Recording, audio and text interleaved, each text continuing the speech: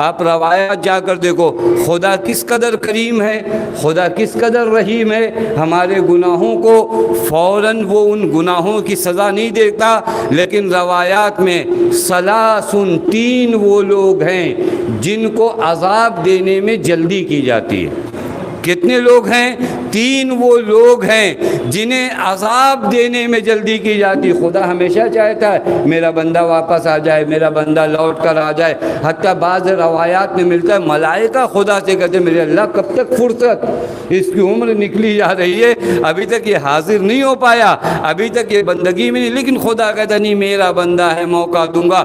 لیکن 3 وہ لوگ ہیں جنہیں موقع نہیں دیا جاتا، تعجل عقوبتہا، جن کی سزا بہت جلدی ہوتی ہے، ولا تؤخر الی الآخرہ، ان کی سزا میں آخرت کا انتظار نہیں ہوتا۔ ان میں سے ایک عقوق الوالدین، جنہیں ماں باپ عاق کر دیں، ان کو آخرت میں جو سزا ملنی ہے ملے گی، اسی دنیا میں سزا ملتی ہے۔ یہ روایت کا جملہ ہے، اسی دنیا میں سزا ملتی۔ خدا کی قسم، خدا کی قسم، آپ پوری تاریخ اٹھا کر دیکھ لیجئے۔ مرحوم آیت اللہ بہاؤالدینی رضوان اللہ تعالیٰ علیہ فرماتے ہیں میں نے کسی انسان کو کامیاب نہیں دیکھا مگر یہ کہ اس کے پیچھے ماں باپ کی دعا تھی، اور کسی کو ناکام نہیں دیکھا مگر یہ کہ اس کے پیچھے ماں باپ کی بد دعا تھی۔ یہ بہت ہی اعتماد کے ساتھ، یعنی آپ کی کامیابی کا بعض روایات میں پیغمبر فرماتے ہیں یضمن لی اثنین، تم 2 چیزوں کی گارنٹی میرے لیے لو، میں 3 چیزوں کی گارنٹی تمہارے لیے لیتا ہوں۔ دیکھیں کبھی کبھی بینک کی گارنٹی لیتی ہے، ہمیں اس پہ بڑا بھروسہ ہوتا ہے۔ پیغمبر فرماتے 2 چیزوں کی گارنٹی تم لو، 3 چیزوں کی گارنٹی میں لیتا ہوں۔ 2 چیزوں کی گارنٹی جو ہمیں لینا وہ کیا معلوم ہے؟ بر الوالدین وصلۃ الرحم۔ پیغمبر فرماتے 2 کام تم کرو۔ کون سا کام؟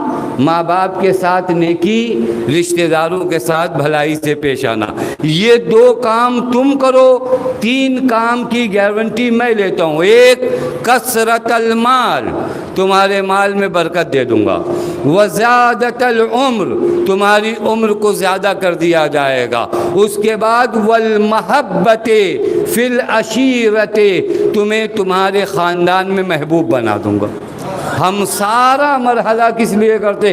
یہ ایسے چلے جاؤں تو خاندان میں ہمارا نام ہو جائے اور یہ ہو جائے وہ ہو جائے۔ پیغمبر کہتے ہیں یہ 2 کام کرو، 3 کام کی گارنٹی میں لیتا ہوں۔ تم کیا کرو؟ ماں باپ کے ساتھ نیکی کرو، تم کیا کرو؟ رشتہ داروں کے ساتھ اچھے سے پیش آؤ، 3 کام میں تمہارے لیے کروں گا۔ دیکھیے یہ وہ نبی ہے جس پر کفار بھی صداقت پہ ایمان رکھتے تھے، تو جو فرما رہے ہیں، اور آپ تو اس نبی کا کلمہ پڑھتے ہیں۔ پیغمبر فرماتے ہیں یہ 2 چیزوں کی ضمانت تم لو تو صحیح، لیکن ہمارا معاشرہ، خدا کی قسم میں رکنا چاہ رہا ہوں، اس معاشرے کو تھوڑا چیک کیا جائے۔ یہ معاشرہ وہی معاشرہ ہے جہاں پر ماں باپ کی نسبت اس قدر سفارش وارد ہوئی ہو۔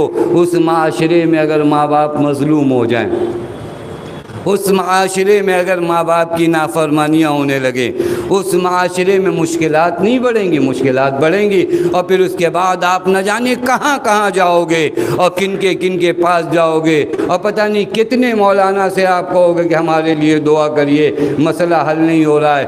کہیں مسئلہ حل نہیں ہونے والا، ایک جگہ مسئلہ حل ہونے والا ہے، وہ جو ماں باپ کا دل دکھایا ہے انہیں راضی کر لو، تمہارا مسئلہ حل ہو جائے گا، تمہارا مسئلہ حل ہو جائے گا۔ خدا کی قسم ہم بڑے بڑے اعمال کے چکر میں لگ جاتے ہیں، نہیں کچھ تو دعا بتائیے، کچھ تو بتا ہی دیجئے، اور پھر اس کے بعد جب آپ اتنا پیچھے پڑتے ہیں تو کچھ نے دکان کھول رکھی ہے، پھر وہ کچھ نہ کچھ آپ کو بتا دیتے ہیں۔